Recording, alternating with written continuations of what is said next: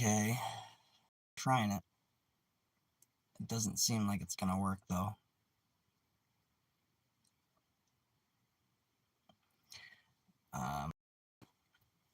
Maybe I'll just wait a second. Maybe it just takes a second. Seems, am I live or what? What's going on here?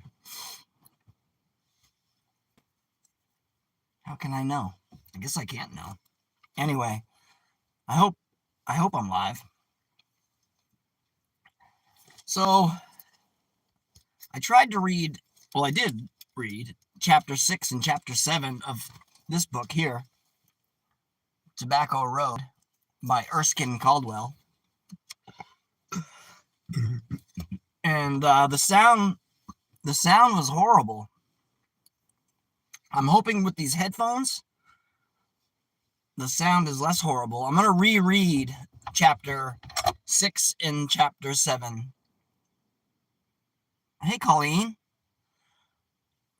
I don't know if you heard the last 2 chapters of Tobacco Road, but the sound was horrible, so I'm gonna reread those. I didn't bother writing it in the whatchamacallit description because it never takes the first time. I always have to like go back and edit it. But how's it going? You're in Texas, if I believe, right? I'm going through a lot of crap, honestly, but I'm all right. I grin and bear it. You know what I mean? And that's my Native American name too. Grin and bear.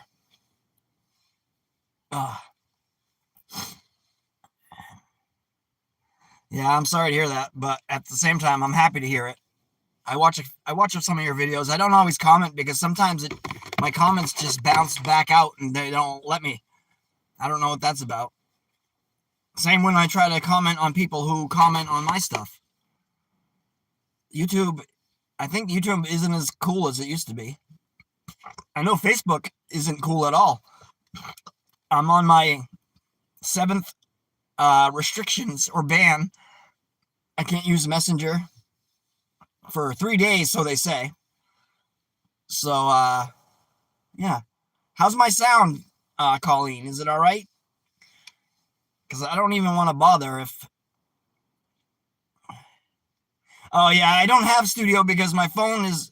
I forgot all about that. My phone is 105% full, and there's nothing I can do to clear it out because it's all system junk on my Motorola. They want me to... Every time I go to Walmart, they want me to do... Oh, good, thanks. Good. Every time I go to Walmart, the guy won't leave me alone about joining Verizon, and I'm on the cheap straight talk because I'm poor. And I don't always have, X amount at the end of the month to be on a plan. That's why I've always gone with the, whatever you call it, card. So, yeah, I'm going to read chapter 6, and if I'm feeling it, I'll end it and come back and read chapter 7. I like to keep them. Well, maybe I'll make one long continuous thing. Who knows? You never really know with me. But I have to find chapters. I can't believe I'm halfway through this book already. Chapter 6. Where are you? Yeah. So I have to go to like the electronics area in Walmart to get the card, and I avoid the guy now because he always sees me and he always like tries to, he comes right up to me and talks my ear. I'm nice enough, I'm not a jerk to the guy or anything, but I've been taking the straight talk card up to the front to pay for it that way because I don't want to talk to that guy. His name's Derek, like mine too. It's funny. Australian chap, nice guy, but leave me alone, guy. All right, Tobacco Road, Erskine Caldwell, 1937, chapter 6. This is actually the 3rd time I've read this one. Oh well. You clear forgot to, and my voice, I can't figure out the voices. I don't do a very good southern voice, so I'm just gonna read it like me. You clear forgot to say a little prayer for Dude, Jeter said suddenly. You left Dude out all around, Bessie. Dude, he's as big a sinner as the rest of us Lesters.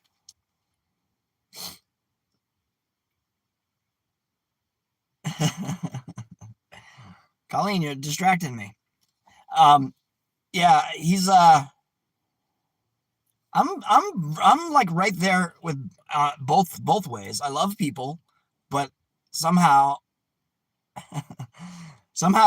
I don't want to be too involved with them. But other times, that's all I want. I'm very weird that way. You know what I did all yesterday, Colleen? I got all these quarters, right? But what I also have is this.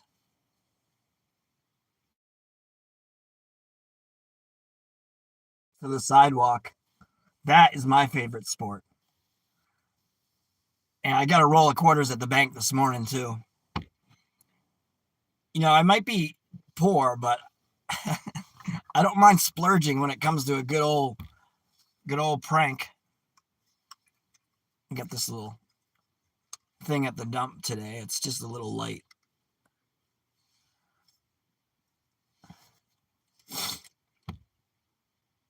Oh, yeah, that's right. Glue. Super glue. You super glue the quarters to the sidewalk in a busy area. You can see. I do it like, where did I do it today? I did it right outside a bar. I did it right outside the Salvation Army. I went to a flea market last weekend and did it right as you enter on the floor of this giant arena. First flea market of the season. Huge. Yeah, you can take me anywhere. Oh, and at the bank, they have calculator out on these little, where you fill out the deposit slips and everything, or the withdrawal slips if you have money. They got the calculator, and you type in, what is it? I can't remember the numbers. I should. It's 3, 1. Wait, is it? No, it's 5, 3, 1, 8, 0, 0, 8. And then you put it upside down and it says boobies. I do that when I go to the bank. Yeah. I got a whole bag of tricks. It's right here, actually. It's right there.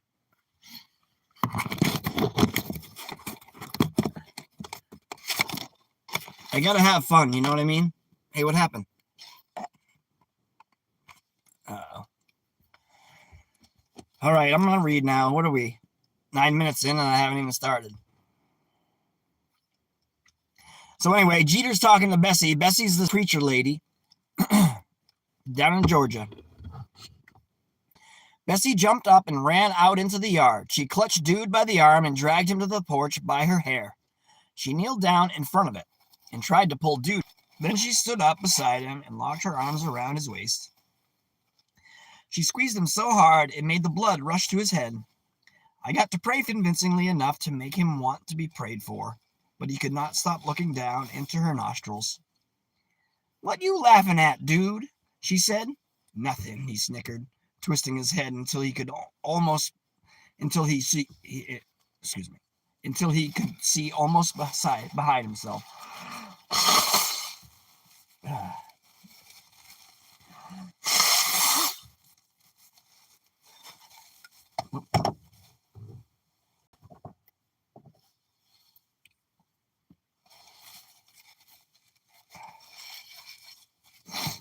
Where are we? There ain't nothing about prayer to laugh at, Dude, she said. All of us has got to have it sometime or another. He felt ill at ease standing so close to her. The way she stroked his arms and shoulders with her hands made him nervous, and he could not stand still. Quit that jumping up and down, Dude, Jeter said. What ails you? Bessie drew her arms tighter around his waist and smiled at him. You kneel down beside me and let me pray for you. You'll do that, won't you, dude? He put his arms around her neck and began rubbing her as she was rubbing him. Hell, he said, snickering again. I don't give a damn if I do. I knowed you'd want me to pray for you, dude, she said. It will help you get shed of your sins like Jeter did. They knelt down on the porch floor beside the chair. Dude continued to rub her shoulders, and Bessie kept her arms around him. Jeter wasn't sitting on the floor behind them. Oh, no, Jeter was sitting on the floor behind them, leaning against the wall of the house and waiting to hear the prayer for Dude.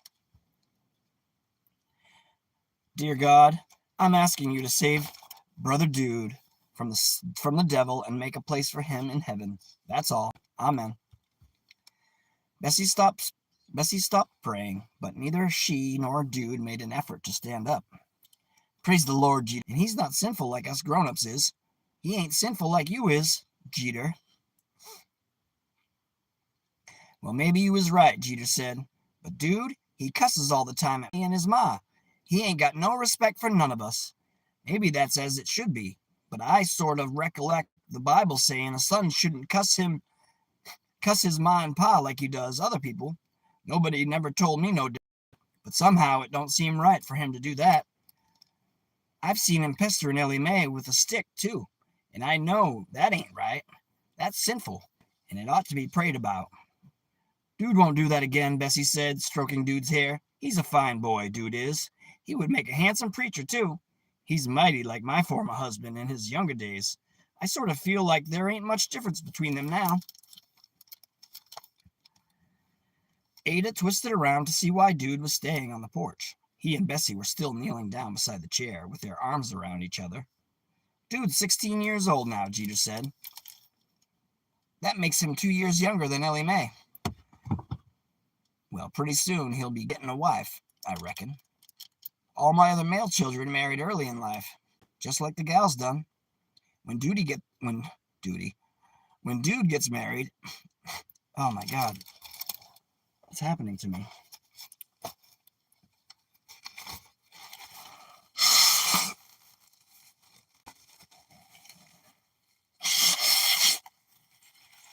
Here we go. Oh boy. I'll take a half-second break here. I'm going to put... Oh my God.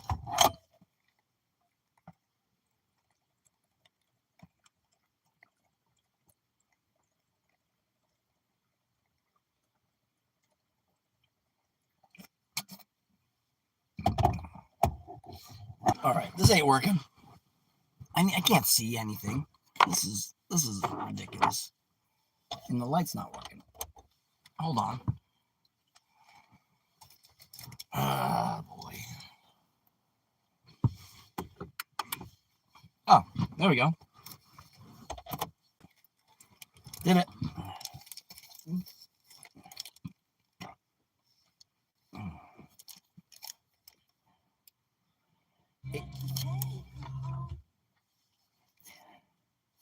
All right, where were we? When Dude gets married, I won't have none of my children left with me, except Ellie Mae, and I don't reckon she'll ever find a man to marry her. It's all on account of that mouth she's got. I've been thinking I'd take her up to Augusta and get a doctor to sew her lip.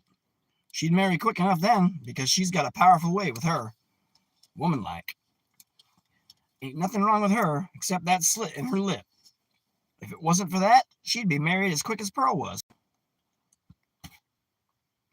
Men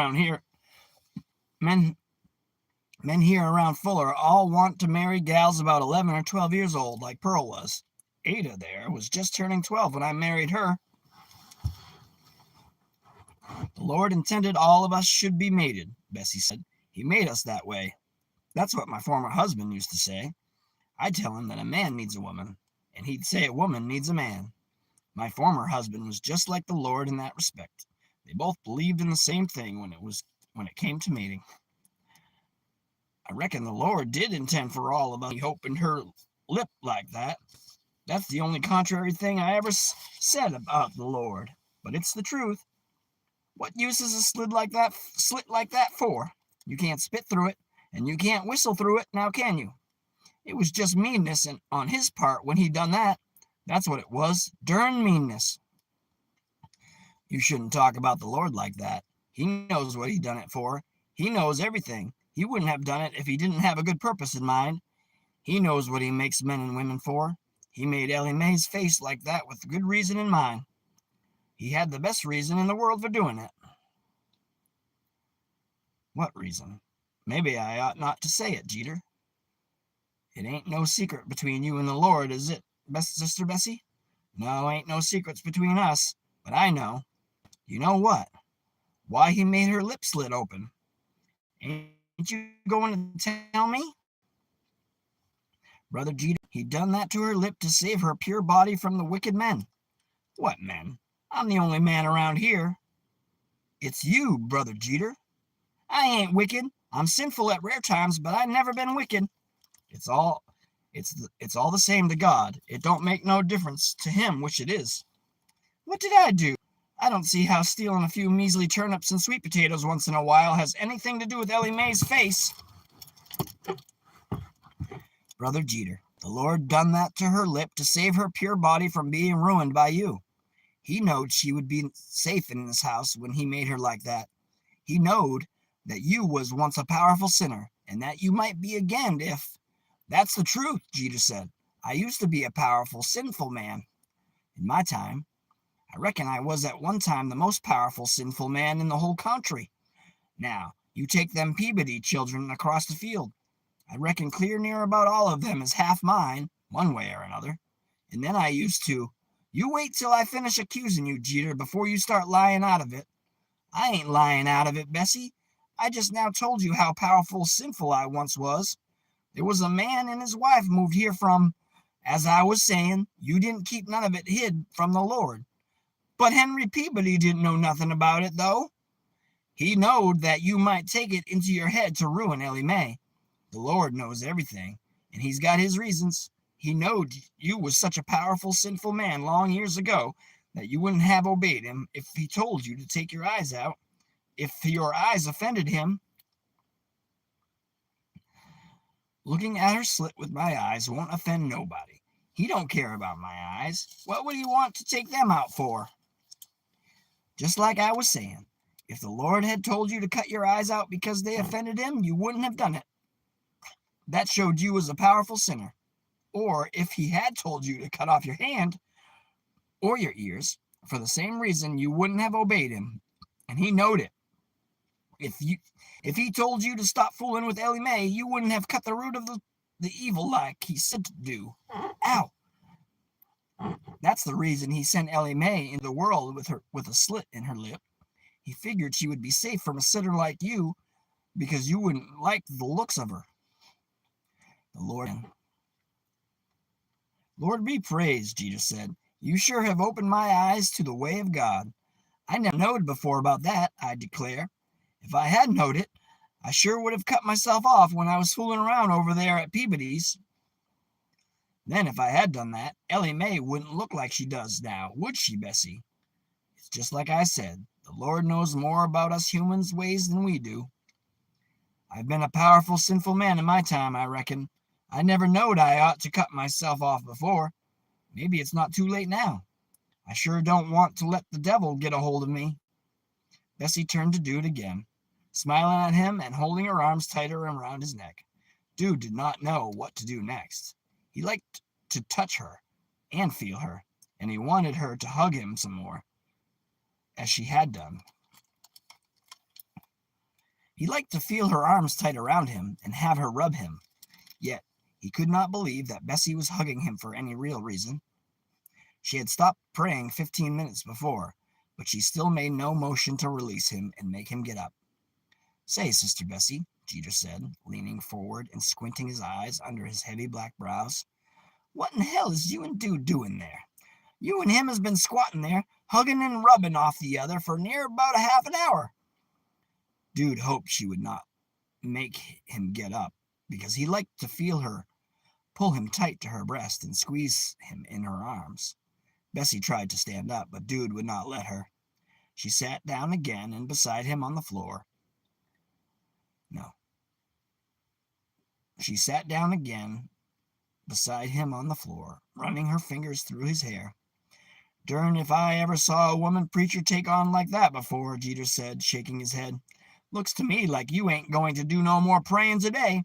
You and Dude is hugging and rubbing off the other, ain't you?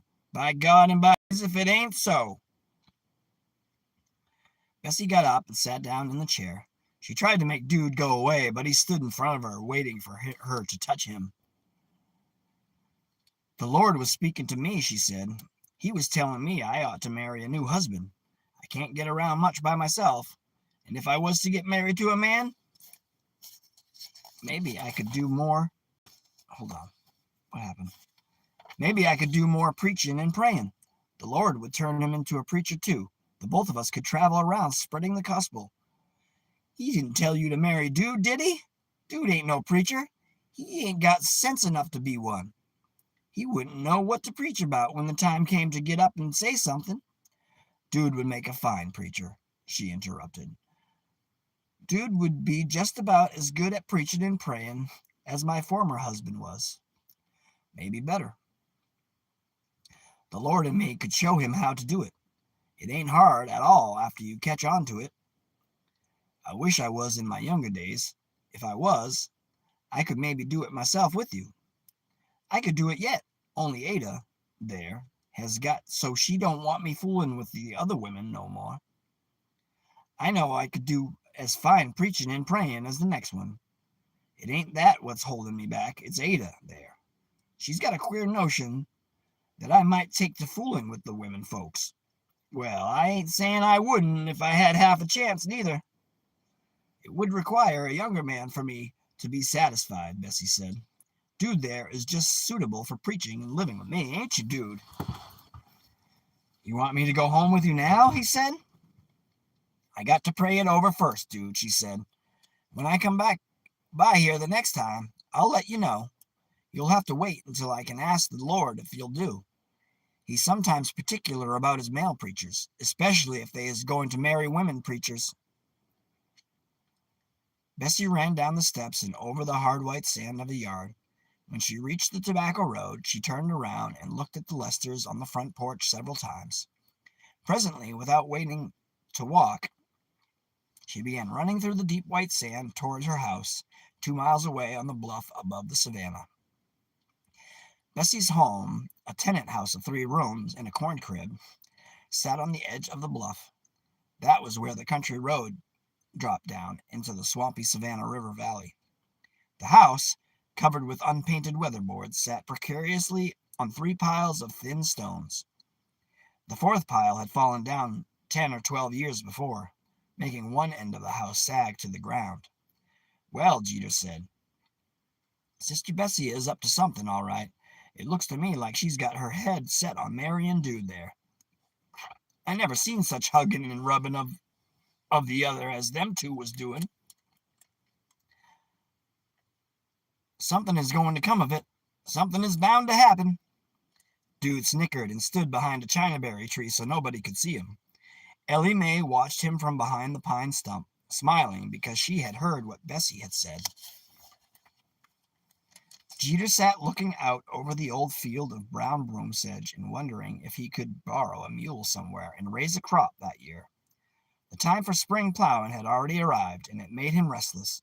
He did not like to sit idly on the porch and let the spring pass without burning and plowing. He had decided that he could at least burn over fields, even if he did not yet know how he could get a mule and seed cotton and guano. He would have gone out then and set the broom sedge on fire, but he felt comfortable where he was, and the burning of the fields could not wait until the next day. There was plenty of time left yet. He would not take him along to put in a crop when once he got stuck. No, sorry. Alone, he began to worry all over again about the way he had treated Love. He wanted to do something to make amends. Just a little recap right here. Jeter stole Love's sack of turnips, and he's feeling guilty. If he went down to the chute the next morning and told Love how sorry he was and that he promised never to steal anything from him again, he hoped that Love would forgive him and not try to hit him with chunks of coal. And while he was about it, he could stop by Love's house and speak to Pearl. He would tell her that she had to stop sleeping on the pallet on the floor and be more considerate of Love's wants. It was bad enough, he knew, to have to put up with a woman all day long, and then when night came, to be left alone was even worse. "Ain't you going to haul no more wood to Augusta?" Ada demanded. Ada is Jeter's wife. "I ain't had no new snuff since I don't know when, and all the meal is gone, and the meat too. Ain't nothing in the house to eat." "I'm aiming to take a load over there tomorrow or the next day," Jeter said. "Don't hurry me, woman. It takes a heap of time to get ready to make a trip over there." Me. Notification saying that I need to clear the caches from my phone that's full up.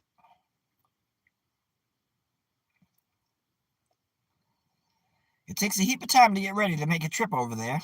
I got my own interests to consider. You keep out of it. You're just lazy. That's what's wrong with you. If you wasn't lazy, you could haul a load every day. And I'd have me some snuff when I wanted it most." "I got to be thinking about farming the land," Jeter said. "I ain't no darn wood chopper. I'm a farmer." Oh, sorry about that noise, people, if there's people here.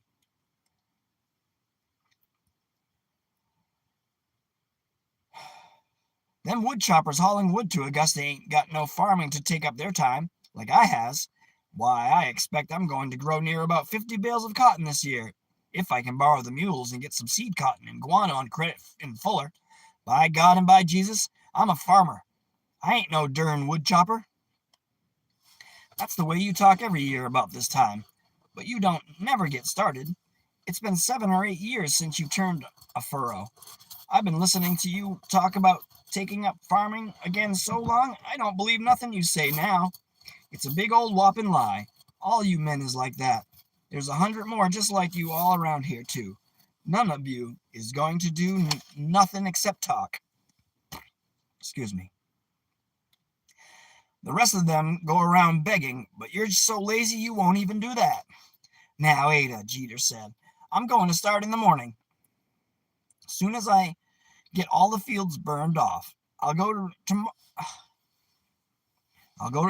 borrow some meat. All right, what's happening? I'll go borrow me some mules. Me and Dude can grow a bale to the acre. If I can get me some seed cotton and guano." "Ha," Ada said, leaving the porch. All right. So that was me reading chapter 6 of Tobacco Road, because the last one I read sounded like ass. So here it is, Tobacco Road, Erskine Caldwell, 1937. His other book called God's the Laker that I'm going to try and get on library loan. And I'm going to end this here, and I'm going to come right back with chapter 7. Thanks for being here.